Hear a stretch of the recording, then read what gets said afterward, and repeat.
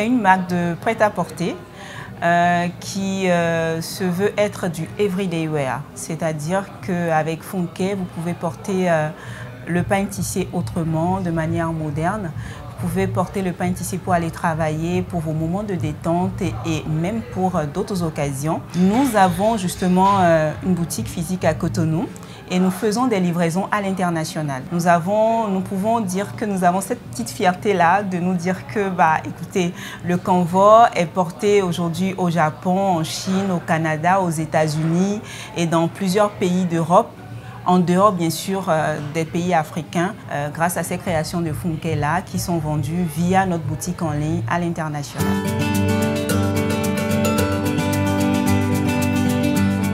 Bonjour, je suis Pamela Ndiaye-Seko, je suis fondatrice de la marque Funke Fashion House. Je suis titulaire, on va dire, d'une licence en diplomatie et relations internationales.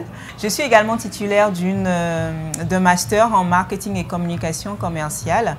Et en même temps, j'ai également une maîtrise en droit des affaires et carrière judiciaire. Il faut dire que je suis dans le domaine de la mode quand même il y a près d'une quinzaine d'années. J'ai été mannequin pendant plus de 10 ans. Et cela m'a permis justement de m'imprégner un peu de ce milieu-là de la mode, de fréquenter, on va dire, les designers sur le continent, au Bénin et en dehors du Bénin également, de vraiment m'imprégner de l'univers, du mode de fonctionnement du secteur de la mode. Il y a 3-4 ans, donc, j'ai décidé justement me lancer dans la création de Funke Fashion House. Et cela est intervenu justement suite à un déclic qui m'est arrivé il y a 4-5 ans, lorsque j'ai décidé de me confectionner une tenue moderne avec le pain tissé du Bénin, qu'on appelle le Canva chez nous.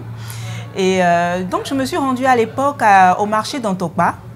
J'ai décidé d'acheter du Canva et tenez-vous bien, sur des dizaines et des dizaines de vendeuses de tissus, je n'en ai trouvé que quelques-unes qui vendaient le Canva de chez nous. Cela m'a vraiment interpellée et je me suis posé énormément de questions parce qu'on se dit aujourd'hui qu'on est des pays en voie de développement, notamment chez nous, et qu'on ne consomme pas vraiment ce que nous produisons chez nous, qu'on ne valorise pas déjà le savoir-faire dans quel domaine que ce soit, encore mieux dans le domaine du textile. Moi, ça m'a énormément interpellée. Et c'est de là donc que je me suis rapprochée de ces personnes-là qui créent le pain tissé, qui travaillent le pain tissé.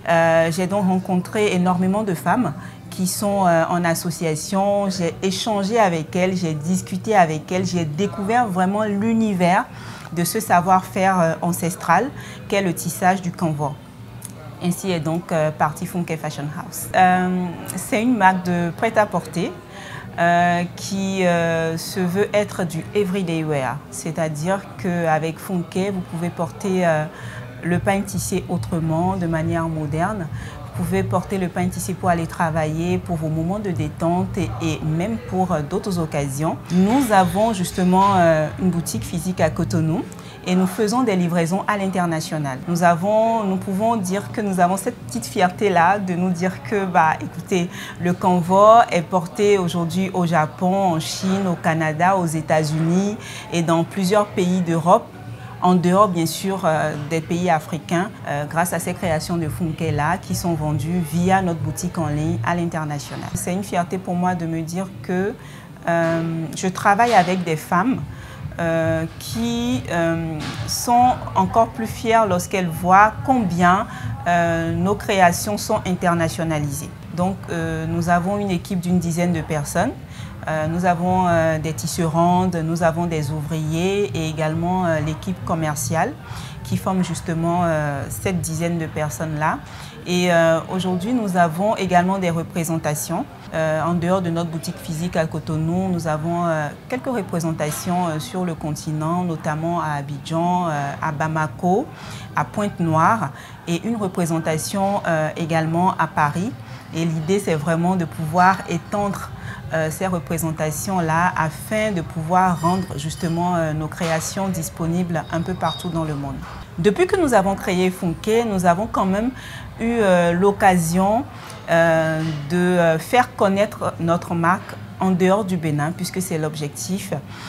Nous avons eu l'occasion de participer à divers événements, comme le Lifestyle and Beauty Festival à Abidjan. Nous avons eu l'occasion de participer au CITA à Lomé. Et nous avons aussi eu l'occasion de participer au Salon Business Africa en 2022 sur Paris. Et ça fait partie justement de tous ces événements-là, de toutes ces actions-là pour mieux faire connaître la marque à l'international. Et c'est sans compter évidemment aussi le Forum du Luxe auquel nous avons également participé à Abidjan. Et en dehors de ces événements, nous avons également participé à des défilés.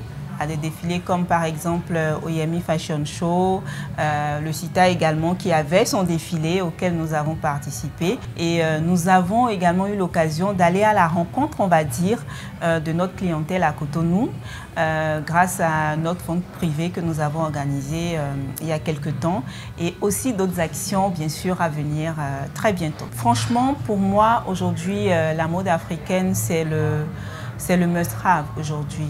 L'Afrique, mais elle éclot de manière extraordinaire. Elle s'impose en fait sur la scène internationale. Aujourd'hui, même les grandes marques ne peuvent pas faire en fait sans nos ressources, notre savoir-faire. Petit exemple, vous auriez remarqué que même Chanel a été à Dakar il y a quelques semaines, il y a quelques mois déjà, pour faire un grand défilé à Dakar et se prépare même à aller sur Abidjan. C'est dire que l'Afrique aujourd'hui est au centre en fait de la mode. Nous faisons des choses extraordinaires sur le continent et avec encore plus, on va dire, d'accompagnement, nous ferons encore mieux. Voilà, donc moi je suis très optimiste en ce qui concerne la mode béninoise et la mode africaine. J'ai créé Funke Fashion House il y a pratiquement 3 ans et à force de côtoyer justement les femmes tisserandes, j'ai vraiment pu entrer, on va dire, dans leur quotidien de femmes et cela m'a amené à vraiment vouloir aller au-delà de ce que nous faisons déjà en tant que marque éthique, éco-responsable, authentique, avec des valeurs vraiment traditionnelles. Aller au-delà de ça, vraiment impacter notre société à travers justement la condition féminine. Et donc, partant de là, nous avons créé l'association Funke for Women, qui a pour but justement d'identifier déjà, de former et d'accompagner les jeunes filles et femmes en situation de précarité. Nous identifions justement ces jeunes filles et ces jeunes femmes-là qui sont soit des orphelines, soit des veuves, soit pour des situations, pour des raisons dont on ignore forcément la source, on va dire, sont dans des situations vraiment difficiles. Nous leur apportons un savoir-faire, nous les formons à acquérir justement le savoir-faire du tissage afin qu'elles puissent avoir un moyen de subvenir à leurs besoins et nous les aidons à s'insérer professionnellement.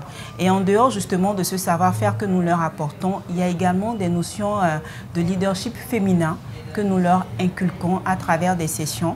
Parce que moi, je dis toujours, il ne suffit pas que la personne sache faire quelque chose, il faut également qu'elle ait des valeurs qui lui permettent de pouvoir s'imposer, on va dire, professionnellement et pouvoir subvenir à ses besoins, pouvoir s'en sortir. Funke for Women existe depuis quelques mois déjà et nous essayons, on va dire, d'impacter les jeunes filles et les femmes en situation de précarité au Bénin. Et là, justement, je suis venue à Paris dans le cadre d'un dîner caritatif que l'association a organisé afin de mieux faire connaître nos actions et de pouvoir vraiment toucher également des mécènes qui pourraient nous aider à mieux porter nos actions à l'endroit de ces jeunes filles et femmes en situation de précarité. Et franchement, ce fut un beau succès. On espère pouvoir mieux faire connaître nos actions afin d'avoir plus d'impact. Je ne saurais terminer sans vraiment dire bravo à toute l'équipe derrière Bénin Télévision. Vous faites un travail formidable.